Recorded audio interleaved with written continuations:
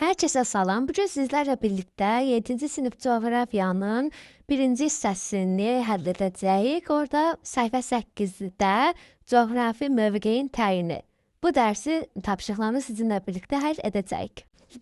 Demək, fəaliyyətin birinci tapşırığında deyir ki, A şəklində təsvir olunan şəhərin iqtisadi inkişafı haqqında hansı fikirləri söyləmək olar? Baxın A şəklinə. A şəklində Sinqapurun şəhəri verilib. Bu ölkənin iqtisadi inkişafı haqqında hansı fikirləri söyləmək olar? Ölkənin güclü iqtisadi inkişafı var.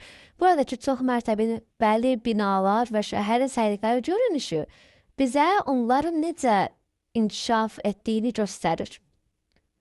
Həqiqətən baxırıq Sinqapurun bu şəhərində tərtəmiz bir şəhər görünür, yüksək binalar var. Aha, indi keçirik ikinci tapşırığa. B xəritəsinə əsasən Sinqapurun yerləşdiyi qitəni müəyyən edin. B şəklinə baxırıq və görürük ki, Sinqapur Asiya qitəsində yerləşir. Sinqapurun hansı ölkələrlə sərhədləri var? İndoneziya və Malayziya ilə sərhədləri vardır. Üçüncü tapşırıqda deyir ki, C və D təsvirlərinə əsasən sualları cavablandırın. Yaxşı, cavablandıraq. A bəndi. C dairəvi diaqramını təhlil edin. Sinqapurda hansı xalqlar üstünlük təşkil edir?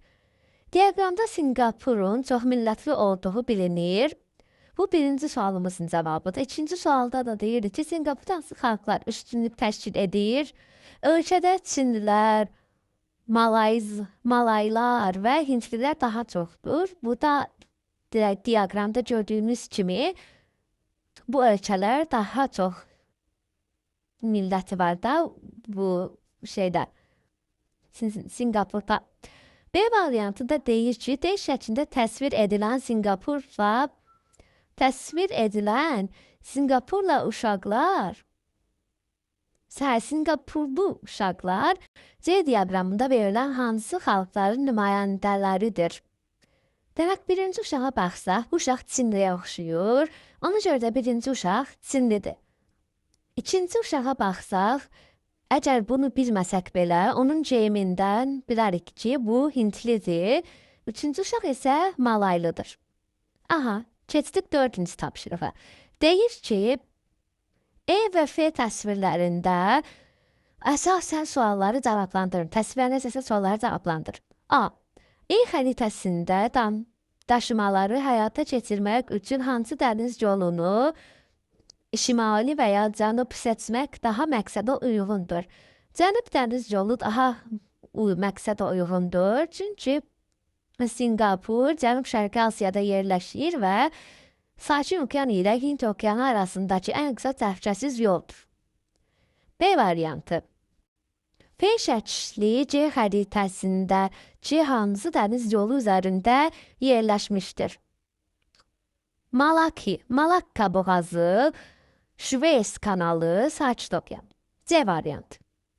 Nə üçün Sinqapurda beynəlxalq əhəmiyyətli dəniz və hava limanları var? Çünki uşaqlar, sizə beləncik başa salım. Sinqapur dəniz yolu vasitəsilə oradan gəmilər keçdiyi üçün, gəmilər onlara gəmiçilər oradan keçmək üçün onlara vergi ödəyirlər. Sinqapur yığdığı vergilərlə də inkişaf edir. Yəni, buradakı gəmilər onlara daha çox, daha çox şey göstərirlər. Onların inkişafında kömək edirlər də.